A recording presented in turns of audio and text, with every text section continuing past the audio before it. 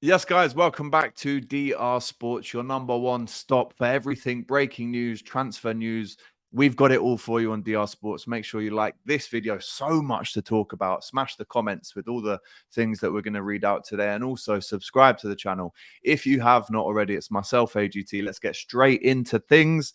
Massive day for West Ham, both in and out. Let's start with the ins. It looks like both James Ward-Prowse and Harry Maguire will be going to the London Stadium for around about a fee of 60 million combined for the two of them. We're looking at a 30-30 split between the two.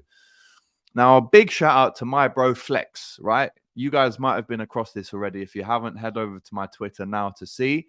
But around about a month ago, when the rumors started circulating about Harry Maguire leaving, I said to Flex, there is no way in this green earth that any club pay more than 40 million for Harry Maguire. I actually said he's probably worth around 25 tops, if I'm honest.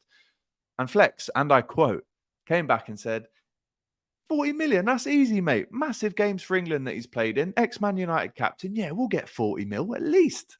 I said, cool, let's put our money where our mouth is. I bet you 50 English Great British pounds that no club pays more than 40 for him. Flex was the other side. He said, I'll bet you £50 that someone does come in and pay at least 40 for him. Now, as we've seen today, the fee agreed is £30 million with no add-ons.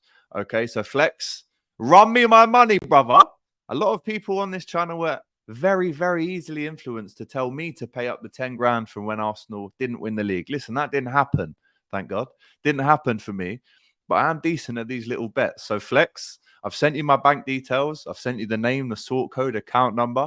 I want to see some change come through to my bank account. Nothing's come through yet. So everyone in the comments, the same energy that you had for me when it came to the 10 grand Arsenal bet, I want the same energy now. Flex, you are in the mud, my son.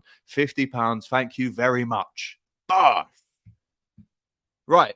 Let's just round off what has been a horrendous, really, spell at Manchester United for Harry Maguire. Came in as an £80 million signing, was made captain and stayed at the club for 4 years. But after injuring Ronaldo with a headbutt, after injuring these are all his own players, by the way, Pogba with a kick to the face, he leaves. And it didn't end well for him. And you have to feel sorry for him in a way. You've even got Onana shouting at him for mistakes. He was awful against Bilbao. He has been an awful, awful signing. You have to say it. It's a massive loss for Manchester United. 50 million loss for Harry Maguire. Listen, he goes to West Ham. There are some West Ham fans out there that believe this is a good move for both him and West Ham. I don't see it personally. I've seen enough of Harry Maguire to believe that he's not at Premier League level, in my opinion. The amount of mistakes, the errors that lead to goals, he's just been awful, right? And there's nothing that Manchester United fans can tell me on that one because he's been absolutely horrendous from start to finish. So Harry Maguire finally leaves Manchester United under a big cloud of regret, I'm assuming, for him coming into the club as a mid-20s-year-old and leaving 4 years later is not what he had planned, especially £80 million costs more than Virgil van Dijk, people. So it's a massive L for both him and Manchester United. But it doesn't stop there for West Ham, because finally they brought in James Ward-Prowse as well, the set-piece specialist. What a signing this is for West Ham, by the way, in terms of free kicks, penalties, leadership, Premier League experience. He can slot straight into that role that Declan Rice had in that West Ham team. So a massive day of ins for West Ham. You'd have to respect that they're spending that Declan Rice money pretty sharpish as well in time for the new season. So it looks like Maguire and James Ward-Prowse go there. But on the other side of things, definitely not looking good for West Ham when it comes to Lucas Paqueta. Looks like he could be off to Manchester City, of all places. We've heard today, let's just get an update for you, that we understand that Man City and West Ham remain in contact to discuss Lucas Paqueta deal despite the £70 million verbal bid rejected. West Ham hope to keep the player, but they are aware of Lucas's desire to join Man City. We're told that the players in the deal, we're told including players in the deal, could be an option to be discussed soon. So West Ham, as great as it was hearing that you're bringing in the likes of James Ward-Prowse, some extra defensive cover in Harry Maguire, it looks like it could be a summer where both Lucas Paqueta and Declan Rice both leave. Now, Manchester City, of course, they need to replace all the players that really have left there, especially in that right wing position.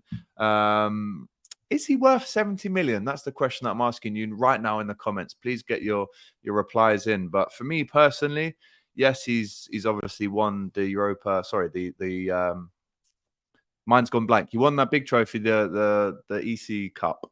All right, the European. Oh my God, what's it called? Anyway, it's gone. But he's won a trophy last season with West Ham. It's a good time to leave. Is it though? Because of the high that he left on, but it could also be a great time for him personally to go to Man City. But West Ham fans, I feel for you, mate. I do. Nicky Hawkins, I feel for you. Two of your best players potentially leaving. So let me know in the comments right now if you are a West Ham fan, if you are a Manchester United fan, how has this news made you feel? And if you're a Man City fan, let us know. Is Lucas Paqueta the man that you want to come in and replace Riyad Mahrez potentially? Other names are on the list for Man City as well. One totally out of the blue today that caught pretty much everyone by surprise is this news, and that is that Ross Barkley, remember him, the former Everton hero that moved out to Nice last summer, was on loan at Chelsea as well. He has joined Luton Town back in the Premier League. Ross Barkley has found a route back in. There were rumours that he would go back to Everton, but he has signed with the Hatters, Luton Town Football Club, back in the big time, back in the Premier League. And this is another chance for Ross Barkley to really show what he's worth, maybe push for an England squad if he has a good season at Luton. Don't forget the Euros are just round the corner as well.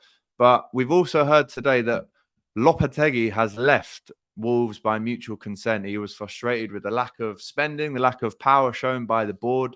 A lot of players have left. You think of Jimenez, Neves, Moutinho, Collins have all left. So now it leaves Wolves looking not only for players to replace them, but also a manager. And we know that Gary O'Neill has been available after his very, very harsh sacking from Bournemouth.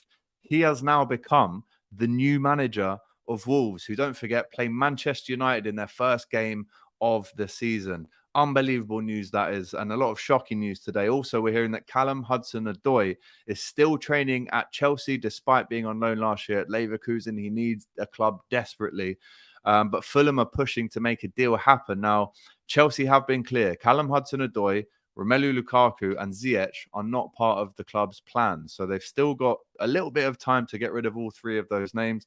But let's not forget, Callum Hudson-Odoi was a subject of a bid, a massive bid, wasn't he, last year from Bayern Munich, no less, around about £60 million. So for him, it's a howler.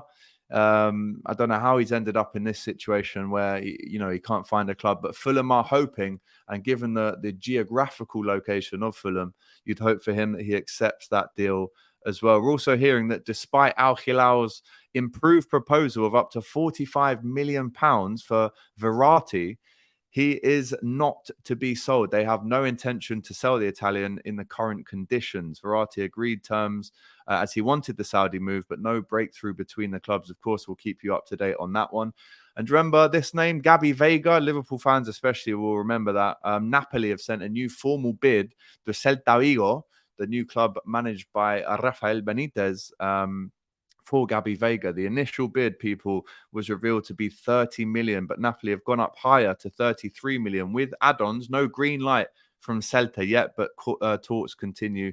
He has already accepted Napoli, so he wants to move. But how bad do Napoli want to bring him in? And obviously they're going to have to deal with Rafa Benitez, who can be a bit of a taskmaster.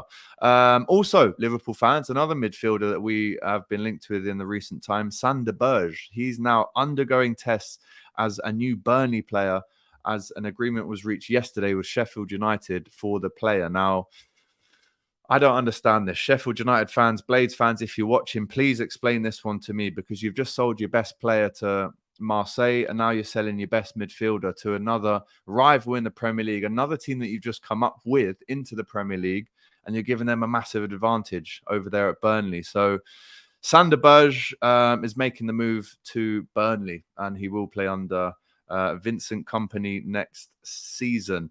One last bit for you. Frank Kessié, who Nico calls as El Presidente, is flying to Saudi today from Barcelona. His agent, Roba Ibanez, will also be going to Paris. But They're looking for a fee of around about 45 million for Kessié. Again, it hasn't really worked for him at Barcelona, but he also looks like he is leaving as they look to bring more players in. I even heard rumours of Coutinho potentially going back there.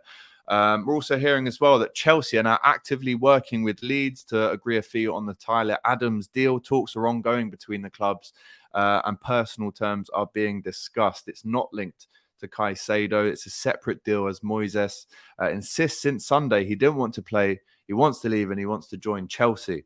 So how will that one end up for Chelsea? So just to round it off for you, West Ham, a brilliantly busy day for them, both ins and outs. They're looking as if they might be open to selling Lucas Paqueta for the right price, around 70 million to Man City. But at the same time, they've brought in potentially Harry Maguire and James Ward-Prowse as well. Again, Ross Barkley, a massively surprising piece of news that was today. He goes to Luton, as well as Gary O'Neill joins up with Wolves. We're also hearing as well that Chelsea are closing in on talks with Lewis Hall. Crystal Palace are closing in on Lewis Hall from Chelsea on loan. We're hearing that. The next steps will be revealed this week. But there's your update for the day. I hope that's been enough for you in this 10-minute video for yourselves. Don't forget, we'll be back tomorrow in the studio for the transfer roundup show of myself. We're also going to be filming a couple of roundtable debates. I know you guys like them as well.